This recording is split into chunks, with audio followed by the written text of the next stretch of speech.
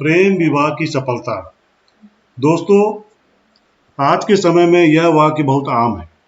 प्रेम विवाह आज के समय में एक आम सामाजिक प्रवृत्ति बन चुकी है, लेकिन क्या यह सफल होगा या नहीं, इसे जानने के लिए ज्योतिषी में विशेष दृष्टि डाली जाती है।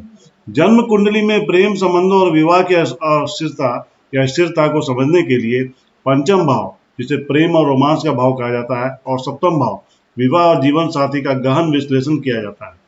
पंचम भाव प्रेम संबंधों का कारक होता है। पंचम भाव को प्रेम, रोमांस और आकर्षण का भाव माना जाता है। यह बताता है कि किसी जातक के जीवन में प्रेम संबंध कितने गहरे और स्थायी होंगे। यदि पंचम भाव पर शुभ ग्रहों जैसे चंद्रमा, शुक्र, गुरु की दृष्टि हो तो प्रेम संबंध मजबूत और सफल होते हैं।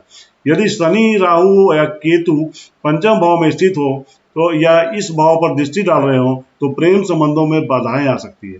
पंचम भाव के स्वामी की स्थिति भी प्रेम विवाह की सफलता में महत्वपूर्ण भूमिका निभाती है। यदि यह उच्च राशि में हो तो प्रेम संबंधों में स्थायित्व रहता है। सप्तम भाव भी विवाह, जीवन साथी और दाम्पत्य जीवन का भाव होता है। यदि सप्तम भाव शुभ ग्रहों से प्रभावित हो और इसकी स्वामी मजबूत स्थिति में हो तो विवाह सफल रहता है। तो यदि सप्तम भाव पर अशुभ ग्रह राहु, केतु, मंगल, शनि का प्रभाव हो तो वैवाहिक जीवन में चुनौतियां आ सकती है। सप्तम भाव और पंचम भाव में किसी भी प्रकार की युति या संबंध प्रेम विवाह को इंगित करता है। यदि सप्तम भाव और पंचम भाव के स्वामी आपस में जुड़े हों या एक ही ग्रह से दृष्ट हो तो प्रेम विवाह की संभावना अधिक होती है। अब ग्रह जो प्रेम विवाह को दर्शाते हैं, शुक्र और मंगल की युति या परस्पर दृष्टि।